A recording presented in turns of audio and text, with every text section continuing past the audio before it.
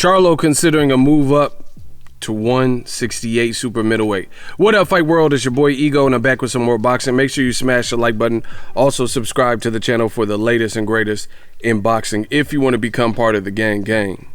Notification gang, please hit the bell icon. Shout out to the super chats, channel donations, the Venmo donations, the Cash App, and the Patreon family. We working.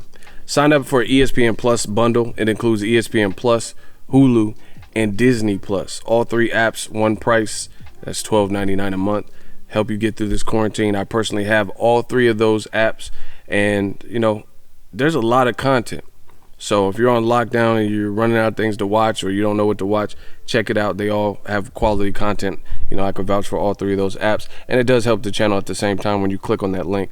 Another great way to help the channel, head over to Patreon, sign up. I revamped it, got some new stuff coming, new ideas. You guys can also feed me ideas. Channel members and Patreon, that's going to take precedence and priority when it comes to needing opinions. I'm going to lean on my Patreon family and also channel members when it comes to important decision making. Plus I'm going to do some other fun stuff, but I don't want to reveal too much with that.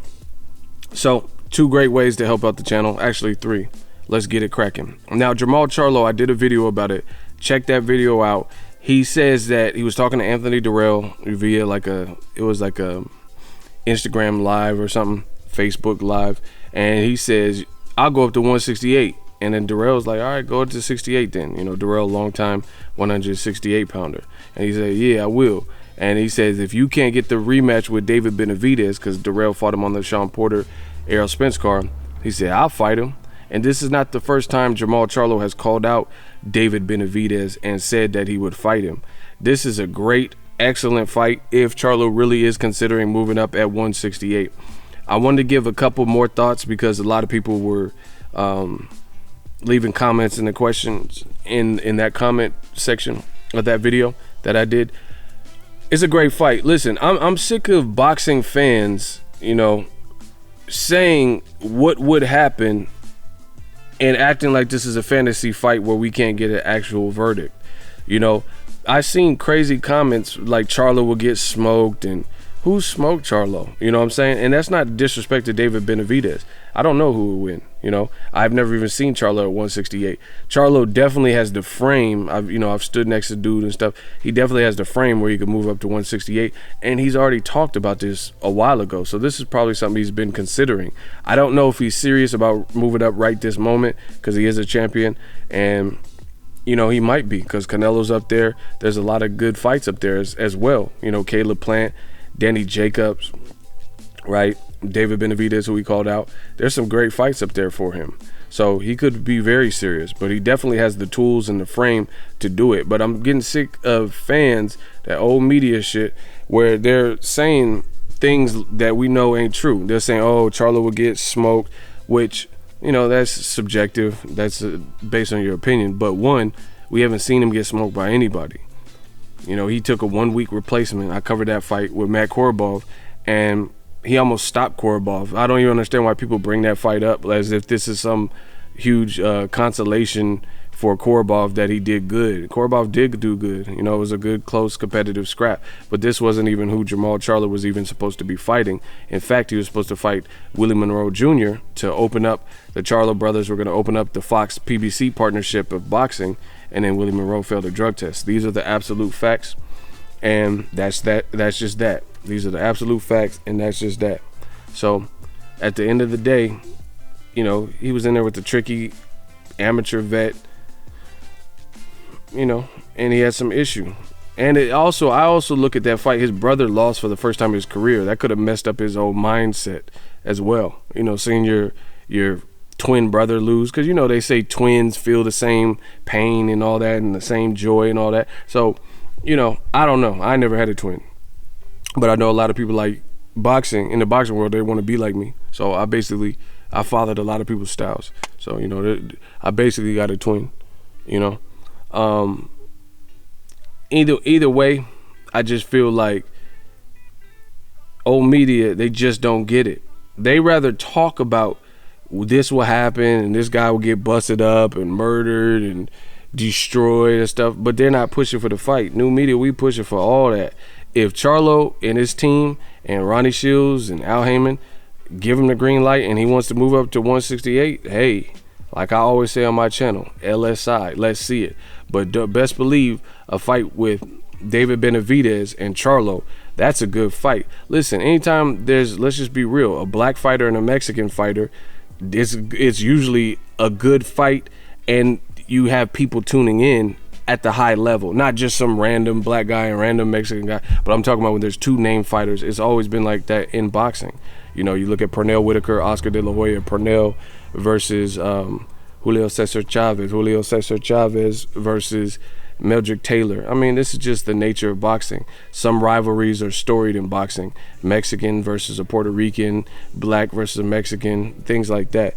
And there's always different hot takes on it, you know. And I don't know, I just think it's a big fight. Charlo's been working on his brand. David Benavidez, he's a champ again. It's a hell of a fight. Charlo's a WBC champion at 60, and Benavidez is a WBC champion 2-time at 168. But it's not a foregone conclusion. David Benavidez definitely would probably have the size advantage. You know, they're actually, Charlo's pretty tall, you know, but just I'll give Benavidez the size advantage because he was formerly like kind of a pudgy kid, and he's been at 168.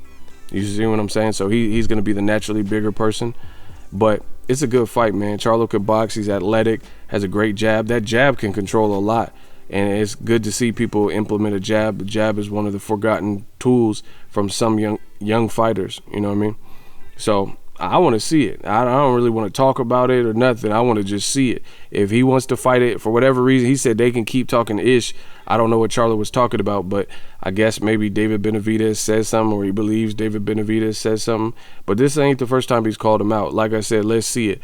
A lot of y'all put up or shut up. A lot of y'all want to talk about this will happen and that will happen. We got to see these fights. We got to make these fights. I do think, my honest opinion, I think there's some other fights that could come before that in terms of more of a rational list, like Caleb Plant, David Benavidez, because I hate the constant moving around and musical chairs in boxing. There's fights that we need to see, like David Benavidez and Caleb Plant, that's already ready made for that division. It's already a unification. So me personally, I'd rather see that good fight and unification, and they have bad blood, before I see Charlo versus move up, because he won't have a belt. You know, so a unification is going to make more sense to me in that sense. But if Caleb Plant and David Benavidez can't fight and Charlo feels like moving up, then hey, I'd rather see it than talk about it. You know, Charlo at 160, I did want to see him fight Deryevchenko. That'll show me something, because Jacobs and Golovkin had their hands full with him. So that would be an awesome fight. Chris Eubank Jr. There was somebody else at 160, I think. But those are pretty much fights that Chris Eubank Jr., I wouldn't mind a Korobov rematch, just, you know, for something to do if he's healthy. And then Sergey Derevchenko, I definitely want to see that, you know.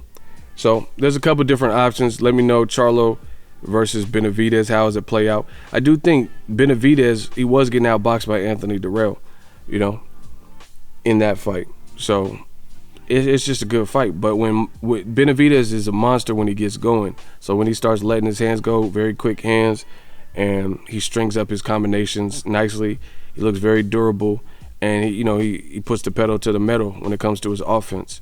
So hell of a fight. I mean, most fights that Benavidez is even in are action fights anyway, because he'll like push to action.